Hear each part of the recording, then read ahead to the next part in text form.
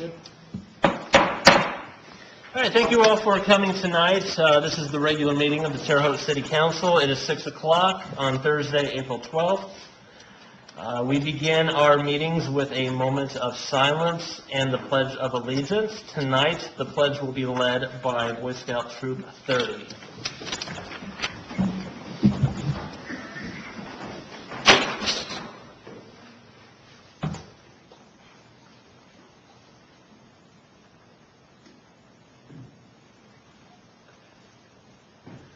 Would you please join me in the Pledge of Allegiance?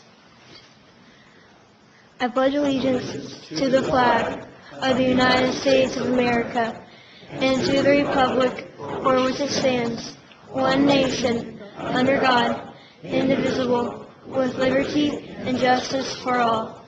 Thank you. Thank you very much for that, and thank you for coming tonight.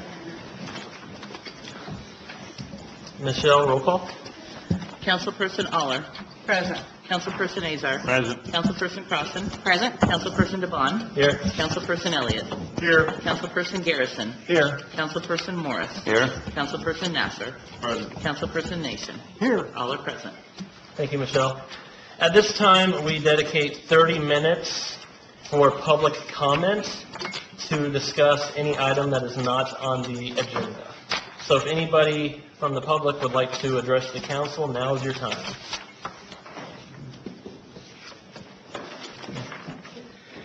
Mr. President, members of the council, excuse me, Norm Lodemuck, I'm Assistant Fire Chief in charge of fire prevention. When we passed our fire prevention ordinance, I know that we're going to be addressing, an issue a little later on, but we talked about making a presentation to you in March of the year to give you some facts and figures. We simply haven't done that yet. We've been awfully busy with some things at work. There's been an increase in arsons the past couple of weeks, but we will have a report for you next month about money collected, cases worked, things like that. Thank you. Would anybody else like to address the council? I'm sorry, I should have said this last time as well. Name and address for the record, please. Name is Donald Wayne Hyde, live 1411 Poplar Street, Terre Haute, Indiana. This meeting is being held, and I'm not sure, I could be wrong, but this may well be the last city council meeting before the primaries, since the primaries are going to be held May 8th. Now, whether you meet before May 8th or not, I'm not sure. With that said, I think that right now we're in an election that is going to have a monumental effect over not just this city or county, this state and the nation. We right now are in a time when very little the public cares what the politicians are doing. I could go into history on that, but it'd be my opinion. You know it as well as I do. We need to change that. We need to get the people back in charge, going to the polls and voting. And this is what I think about being up here. I don't care who called me. This is more important. But to do that, you guys got to do your job. And I don't mean that you're not doing your job. You're here at the meetings, you're listening to things that you're supposed to vote on, and you're educating them.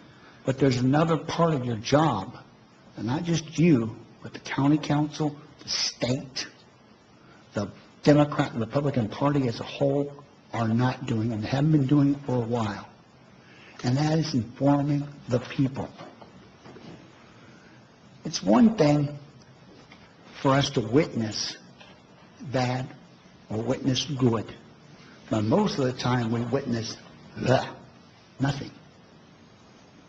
We need leaders that can tell us what we're missing. Help us understand the issues and why they should be important. We used to have those kind of leaders.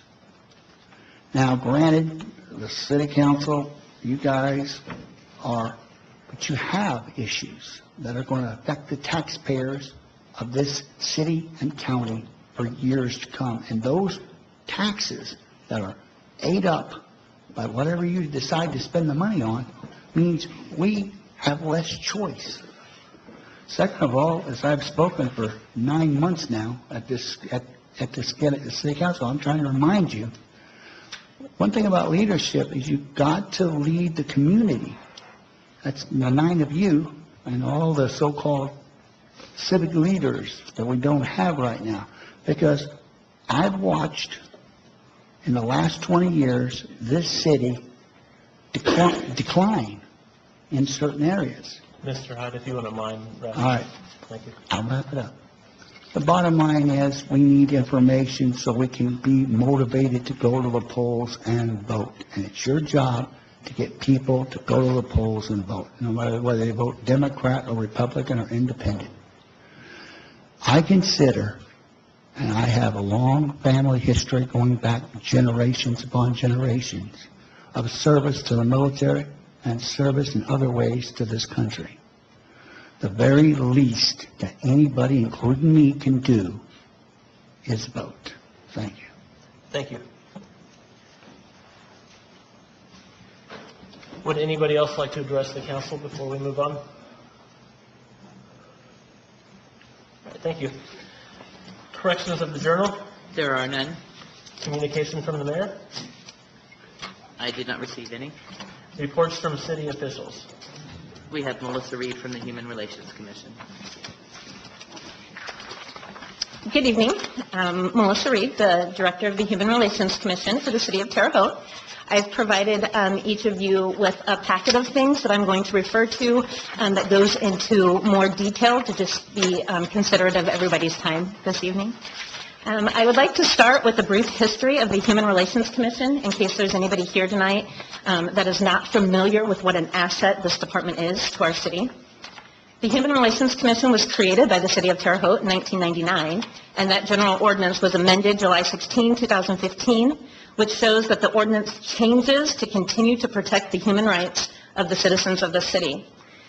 The preamble of the ordinance states that prejudice and the practice of discrimination in employment, housing, public accommodations, education, and financing practices against any individual or group based on their race, color, religion, national origin, age, gender, sexual orientation, gender identity, family marital status, or physical or mental disabilities are a menace to the public peace, opposed to democracy, and are harmful to the health and welfare of our citizens.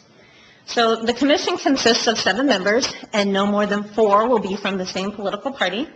This council appoints 3 of those members, and 4 are appointed by our mayor. This year, our chair is Jim Tanous, our vice chair is Elizabeth DeBow, and our secretary is Linda Lambert. Members must be residents of the City of Terre Haute and demonstrate a commitment to the purpose for which this commission is created. And then the commission employs 1 paid employee, the director, which I have the honor to be. The director provides education opportunities so that consumers know their rights and responsibilities when filing a complaint of discrimination.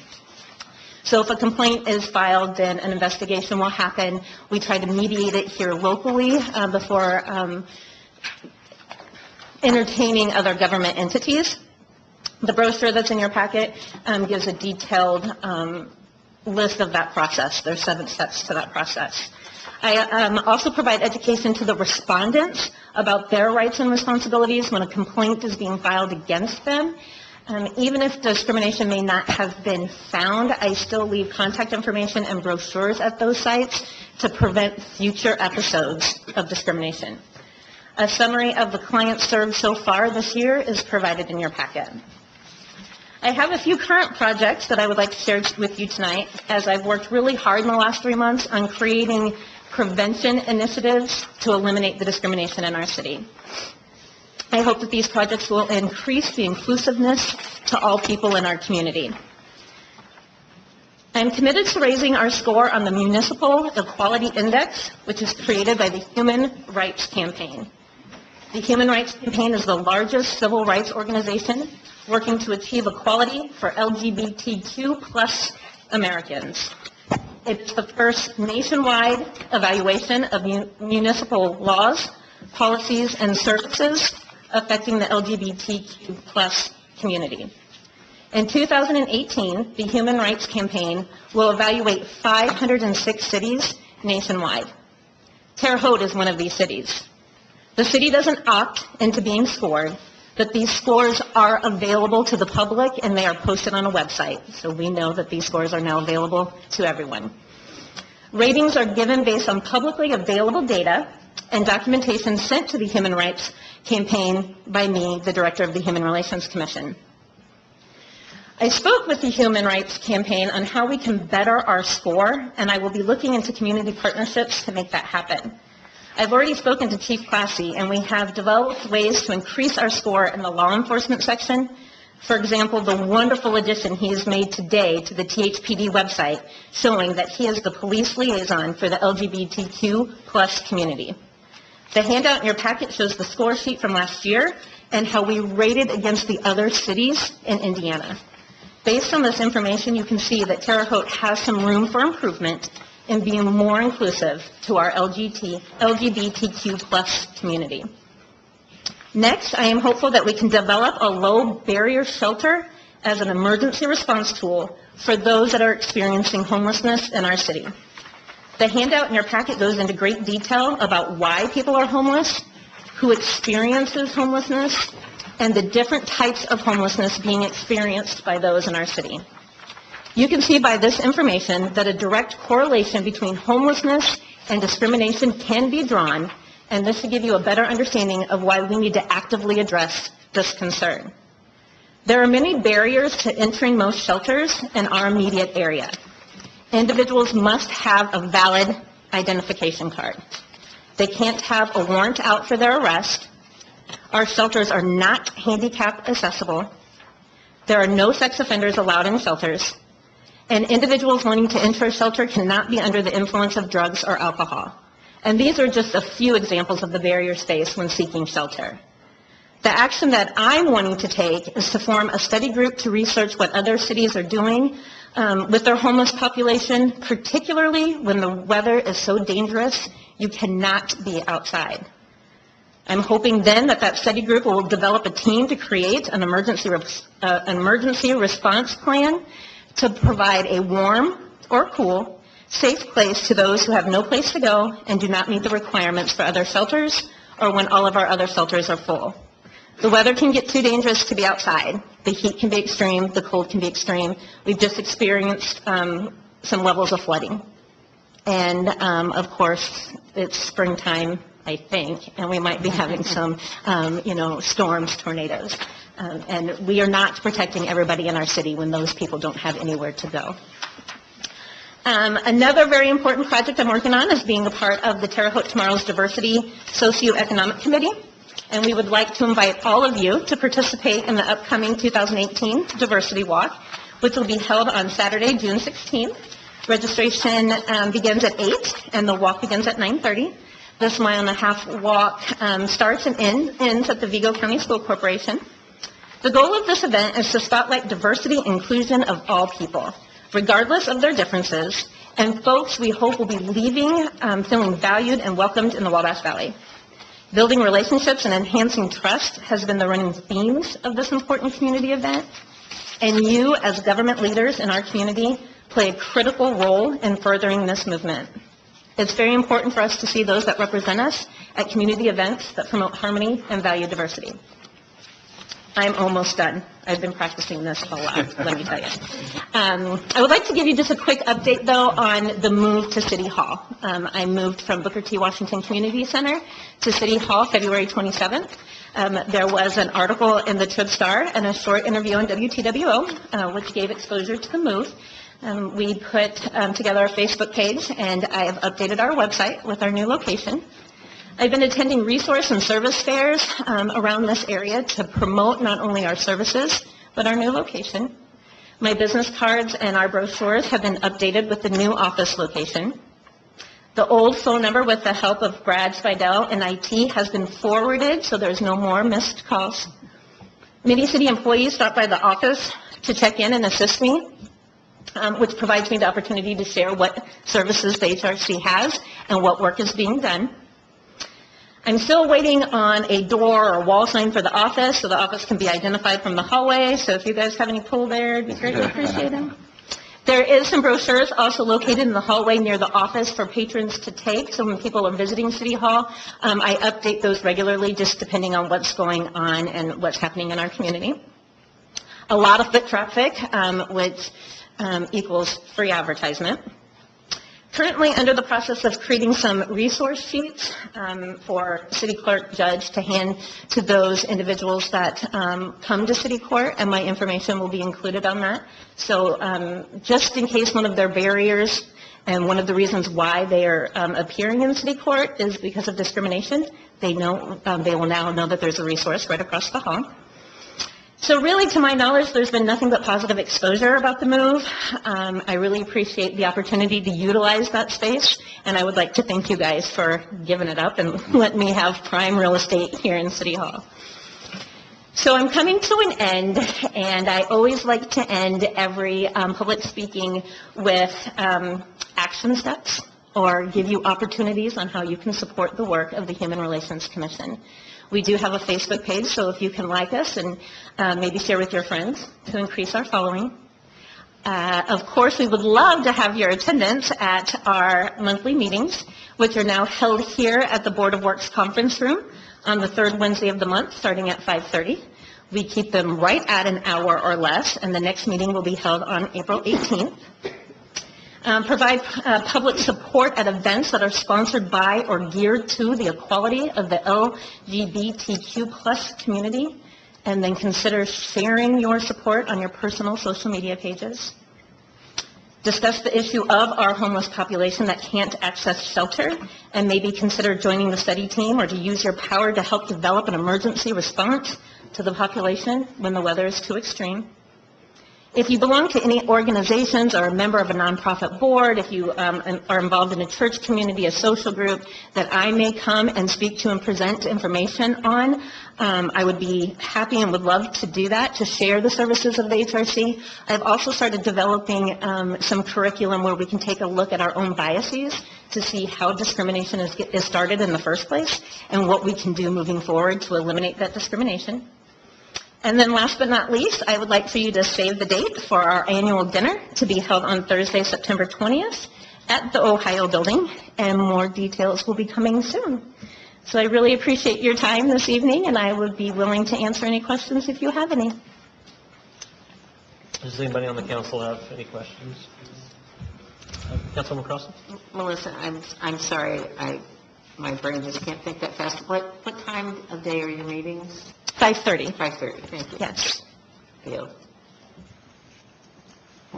Just this rating of 41, which is very low. I mean, how was that done, or did we know that was being done? The score sheet is on the back side of that, and so that will show you how to split up in the 5 different categories and how we rated in each category. Okay. So Mr. Lork did report information, which is why we even had 41 points at all. I will tell you that Chief Classy and I worked today, and that addition that he added to the Terre Haute Police Department website, that he is going to be a friendly, helpful ear and that liaison for other police officers and city government officials, is going to gain us 12. We scored 0 there. Was this the first time that we've been graded? No, we've been rated for a couple of years. Have we? The score has not gotten any better. Thank you. Yes, you're welcome. Thank you very much, Melissa. Great, thank you. Reports from Board of Public Works and Safety. There are none. Reports from standing committees. I don't believe there are any. Reports from non-standing committees. There are none. Items previously tabled. Well, we don't have anything previously tabled, sorry. Okay. Tax abatements for confirmation. None. Items on a second reading. Appropriation 1, 2018, $53,466.83 from EMS Fund Number 0270 to transfer Fire Department Fire Training Number 05100000391-200. Petitioner? Mr. President, members of council, Jeff Fisher, Fire Chief. This is the first of our annual transfers from the EMS non-reburning to training non-reburning. I'm more happy to answer any questions. Is there anybody in the public who has a question on Appropriation 1, 2018? Council. Mr. President, Councilman Nation. if there are no questions, I move that we pass move approval of appropriation number 1, 2018. Second. It has been moved by Councilman Nation, seconded by Councilman Garrison, that we approve Appropriation 2, 2018. All those in, I'm sorry. Appropriation 1. Oh, my apologies. Appropriation 1, 2018. All those in favor, say aye. Aye. Opposed? It passes. Thank you. Thanks for coming back, Jeff. Thank you. Items on first reading. We do not have any general ordinances, special ordinances, or resolutions. Appropriation 2, 2018, $1,109,224.96 from edit number 0404 to Margaret Avenue Corridor Engineering number 450521 for $138,505.39, and to Lafayette Avenue Corridor Engineering number 450527 for $970,719.57. Petitioner? Mr. President, members of the council, Chuck Ennis, city engineer. This money represents reimbursement funds that have come back to us from the state on our Margaret Avenue project.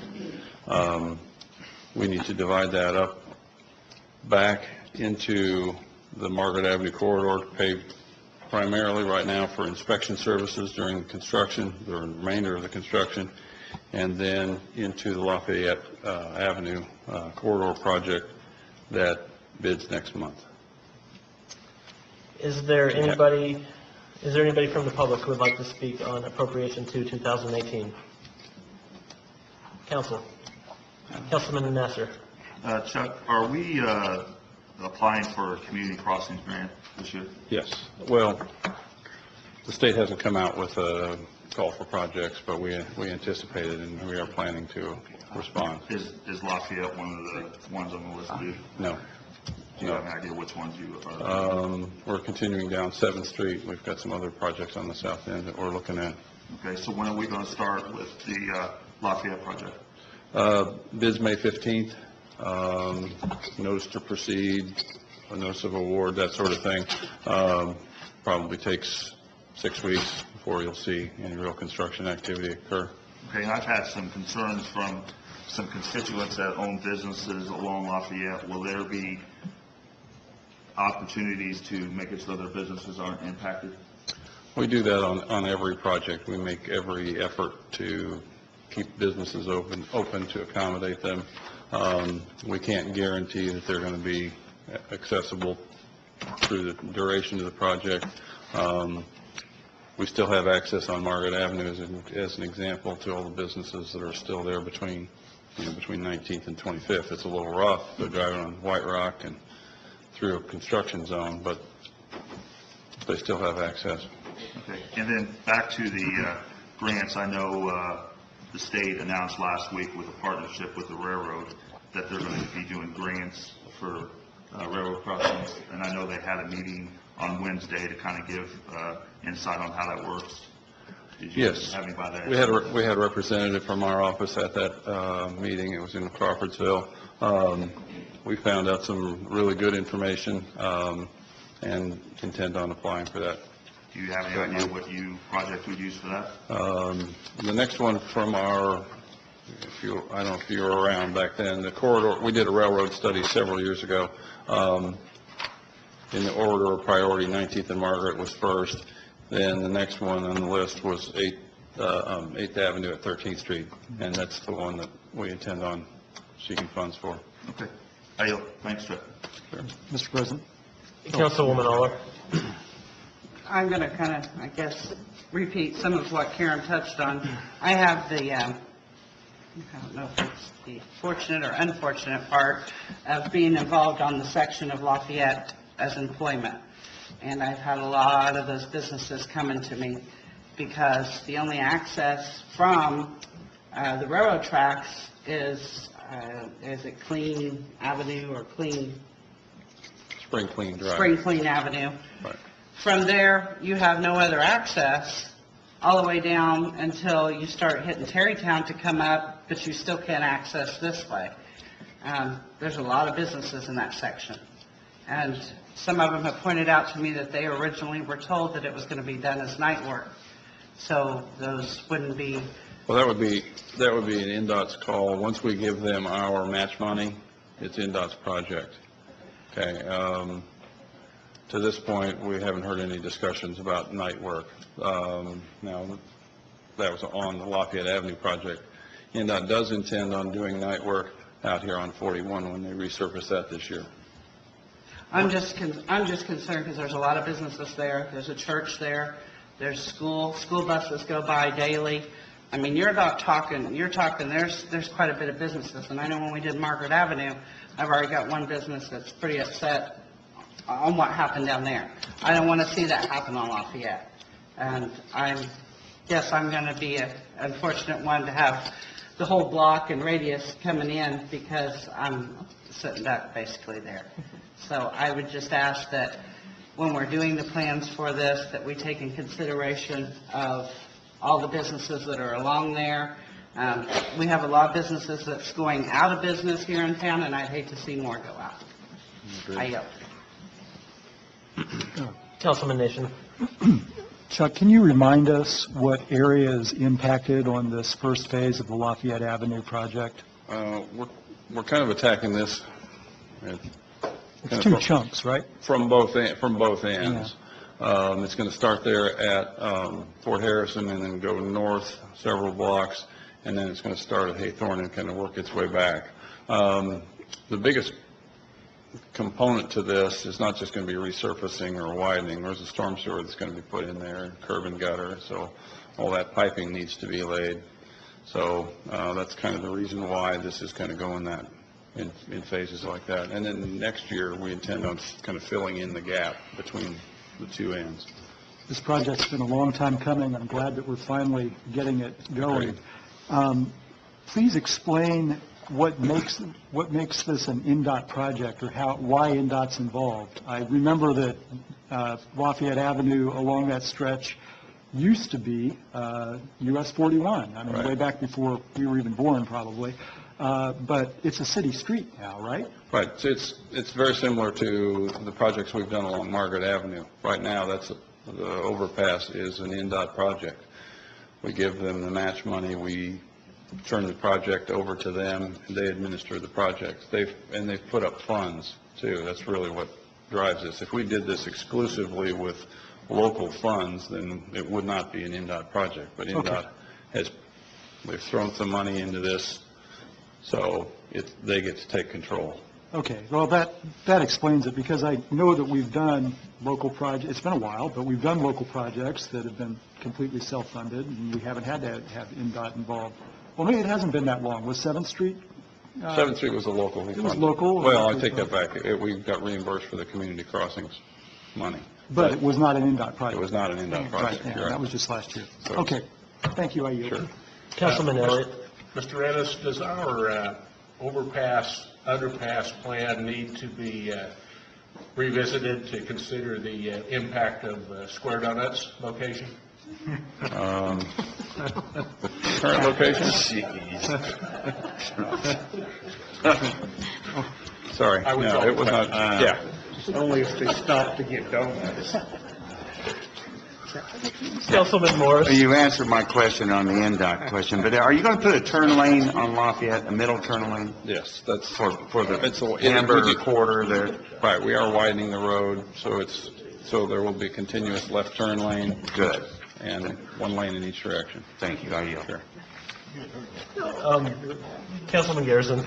Chuck, it looks like this is one we're all going to ask you questions. So my question is, I think there are good concerns. Typically, we deal with complaints, and so that's why sometimes we come at you with those kind of things. But I know there are a lot of benefits with this change, and it's been a long time coming. And so far, I've got, it's discounted because we've got an NDOT match. What is that match? Is it? It's 80-20 split. We're going to get upgraded sewers. Sounds like turn lane, so there's going to be some safety features to this. Storm sewer, not sanitary. Okay. What other benefits could you share with us that Well, might be there interested seems in? to be there's a lot of traffic up there. This should help considerably on that. The whole Lafayette Avenue corridor is seeing more and more traffic. And our project kind of dovetails with what the county is doing. The county is doing essentially the same thing north of Haythorne. And I'm not exactly sure of the status of their project, but I've seen the drawings for their project from Haythorne north. Great. All right, thank you. I yield. Sure. Councilwoman I have Owen. one more thing, I'm sorry. Sure. I forgot to touch on. With this, I had someone come to me and ask me a question. At all times, will there be a road open to access those businesses? Yes. At all But- times? We can't, if you've only got one drive in there to your business, then, and we're putting a sewer in there, there may be a few hours in there where laying a storm sewer pipe, there may be a few hours where you're either going to have to go next door or go around it. But usually it only takes a few hours to lay a pipe, get it bedded, and put white rock over it. But it won't be completely shut down? No. Okay, I yield.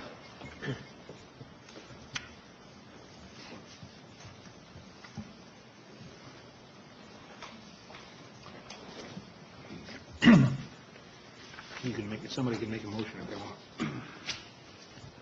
I'll make a motion. To vote on it. To vote. Move for, yeah. The item is reading on approved. first reading, so you have to make a motion to consider taking action tonight. I would like to make that motion. Second. Okay, it has been moved by Councilman Morris and seconded by Councilman Nasser that we take action on appropriation 2, 2018 tonight. All of those in favor say aye. Aye. Opposed? Okay, we can take action on that tonight. I would like to make the motion that we approve appropriation 2, 2018. Second. Okay, it has been moved by Councilman Morris, seconded by Councilman Nasser, that we approve appropriation 2, 2018. All of those in favor say aye. Aye. Opposed? It passes. Thank you. Thank you. Thanks, Sheriff. Next item, Michelle.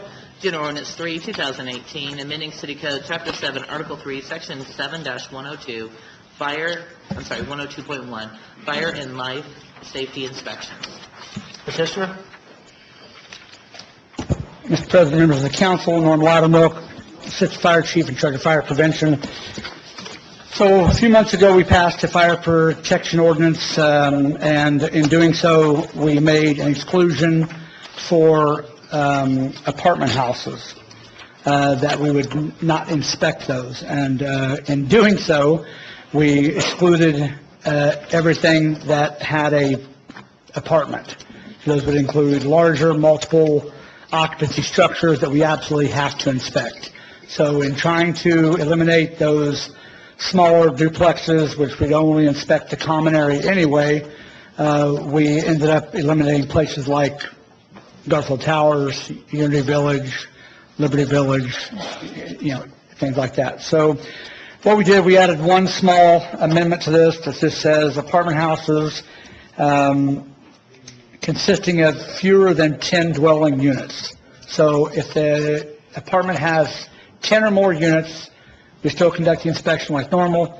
If it has less than 10, then it would go back to the way the ordinance was intended when we passed it, which would eliminate those apartment houses. Things like Farrington Grove, people that have an apartment building with 4 or 5 dwelling units inside of it and a hallway, things like the Village Quarter, where we would have one unit with 6 or 7 apartments, and all we would be inspecting is the hallway. It makes no sense for us to waste our time looking at a hallway when we can't inspect the dwellings anyway.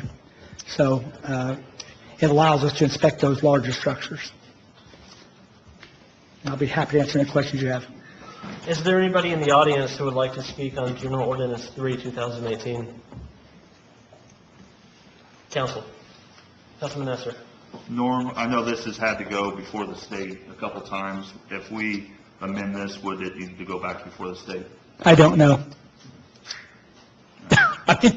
Well, what I did was I contacted the state Indiana Department of Homeland Security's legal counsel, and I also forwarded this to the director of the Fire and Building Commission, and at first glance, they said, we don't think it has to. If it does, it would just come before us. You don't even have to show up, because it's just a small amendment that doesn't amount to anything. So if we have to go, after you pass it, I'll forward this to them. They'll tell us if we do. If not, sometimes they just read it into the record. I said, well, I still want to be there just to make sure it's read properly, but he seemed to think that it wasn't a big issue. So I'm probably still going to, once it passes, put it on the agenda for May and take it over there just in case. Okay. I yield.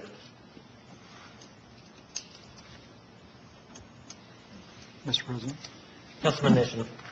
if there are no further questions, I move that we take action on General Ordinance Number 3, 2018. Second. It has been moved by Councilman Nation and seconded by Councilman Morris that we take action tonight on General Ordinance 3, 2018. All those in favor say aye. Aye. Opposed? Okay, we can take action on that tonight. Mr. President, Councilman Nation.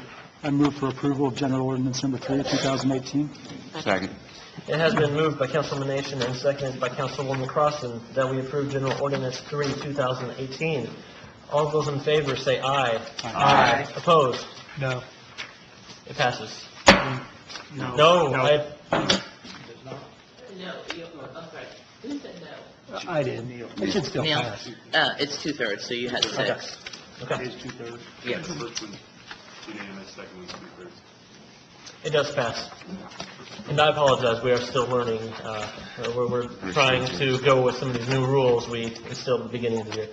Thank you very much. Thank you very much. Good evening, George. Next item, Michelle. Sure.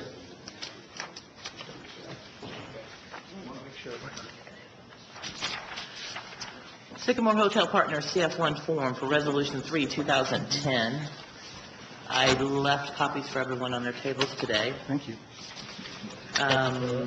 They estimated they would have 24 new employees, and they're showing that they have 30.